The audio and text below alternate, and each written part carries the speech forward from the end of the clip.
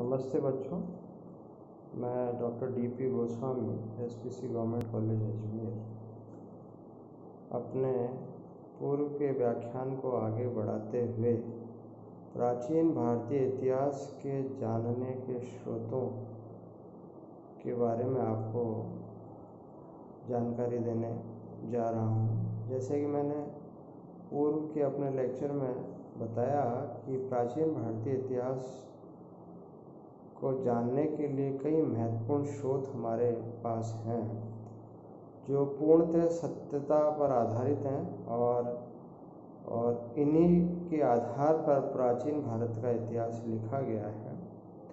अध्ययन के दृष्टिकोण से हमने इनको दो भागों में बांट रखा है, पुरातात्विक स्रोत और साहित्यिक स्रोत। पुरातात्विक स्रोत के बारे में मैं आपको आगे बताऊंगा, लेकिन जो मेरा पिछला लेक्चर जहाँ छूटा था उसी को आगे बढ़ाते हुए साहित्यिक स्रोतों के बारे में मैं आपको जानकारी शेयर कर रहा हूँ। प्राचीन भारतीय इतिहास को जानने में वैदिक साहित्य और धार्मिक साहित्य के अलावा ऐसी अनेक पुस्तकें भी हैं जिनकी सहायता से प्राचीन भारत के इतिहास का लेखन किया गया है। और इनमें से जो सबसे महत्वपूर्ण जो पुस्तकें हैं जिन्होंने धार्मिक साहित्य के साथ साथ इतिहास लेखन में अपनी महत्वपूर्ण भूमिका अदा की हैं, वे हैं जातक कथाएं। जातक कथाएं भगवान बुद्ध से संबंधित कहानियां हैं। इनकी संख्या 550 है और ये 550 कहानियां कहीं न कहीं ऐतिहासिक महत्व को दर्शाती हैं। इसके अलावा जैन साहित्य में जो घटनाक्रम लिखे हुए हैं वे भारत के विभिन्न प्रांतों की जानकारी देने में सहायता करते हैं। धर्मशास्त्र और स्मृति ग्रंथ जो हैं वो आम जन को कौन से कानून और नियम को पालन करना है उसके बारे में जानकारी देते हैं। ये न केवल जनता को वरन राजा को किन नियमों की पालना करनी है इसके बारे में भी ये जानकारी देते हैं।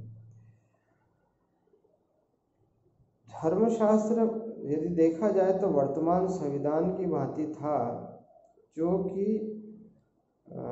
600 से 200 ईसा पूर्व के मध्य में लिखे गए और इन धर्म सूत्र ग्रंथों से न केवल समाज को संचालित किया जाता था वरन राजा भी उन्हीं के नियम को मानता था और उन्हीं के अनुसार अपना कार्य करता था।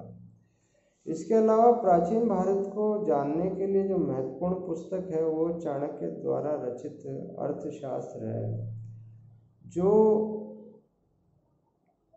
कौटिल्य के नाम से भी विख्यात हुआ।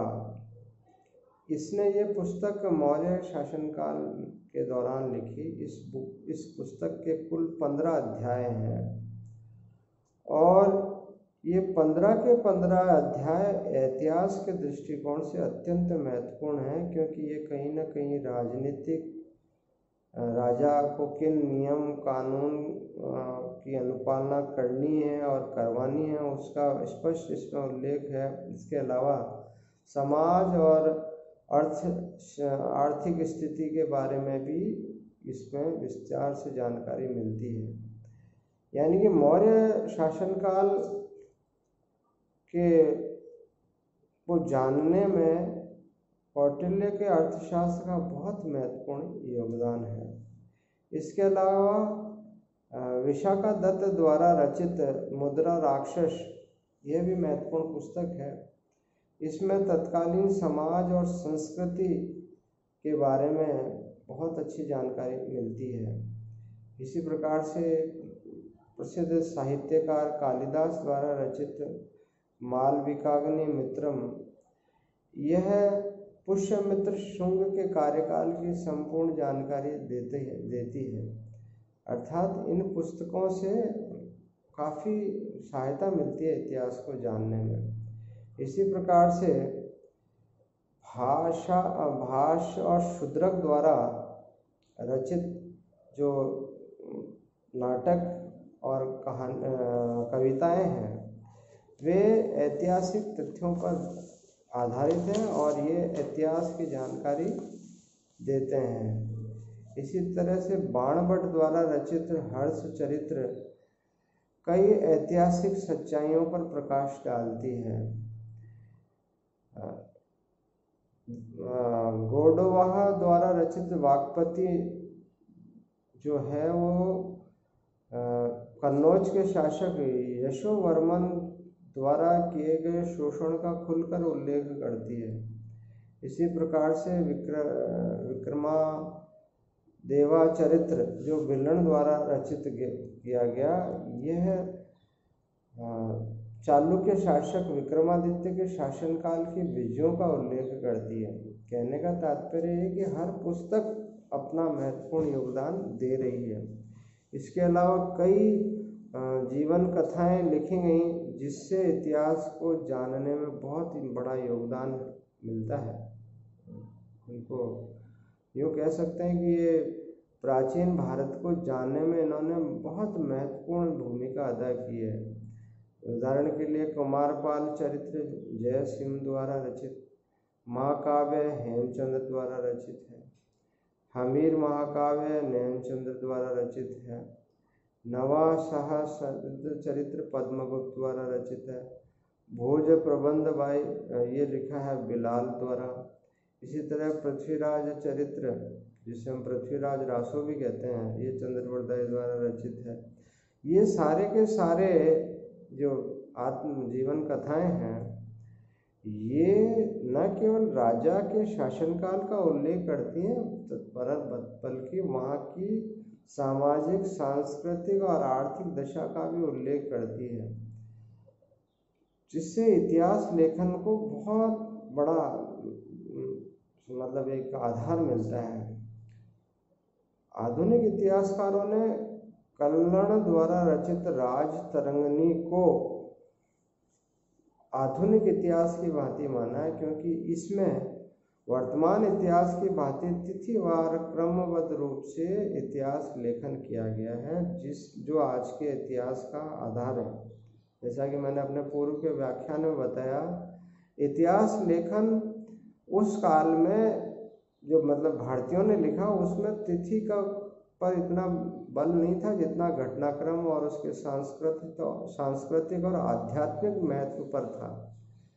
और जैसा कि मैंने पूर्व में भी कहा, वर्तमान सभी समस्याओं का यदि कोई निदान है तो वो केवल और केवल आध्यात्म है, जिसकी सहायता से मनुष्य अपने मन पर काबू करके बड़ी से बड़ी समस्याओं का समाधान कर सकता है।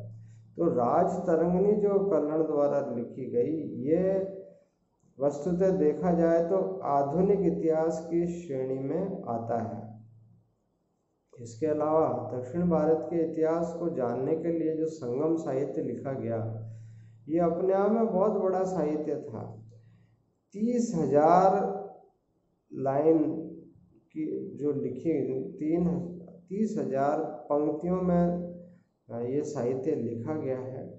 ये छोटी और बड़ी कविताएं हैं। इसके मूलतः दो भाग हैं। इसको दो भागों में बांटा गया है, पत्नी किलकनाकु और पतत्तु पत्तु, ये दो भाग हैं जो दक्षिण भारत के विभिन्न शासकों की और उनके वंशों का उल्लेख करती हैं।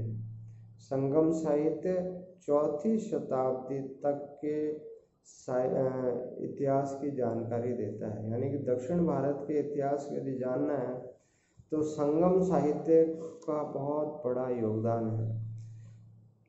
बच्चों, स्रोत जो है प्राचीन भारतीय को जानने का, ये बहुत विस्तृत विषय है। इसीलिए मैं केवल आज आपको अपने इस भाग 2 में इतना ही बता रहा हूँ।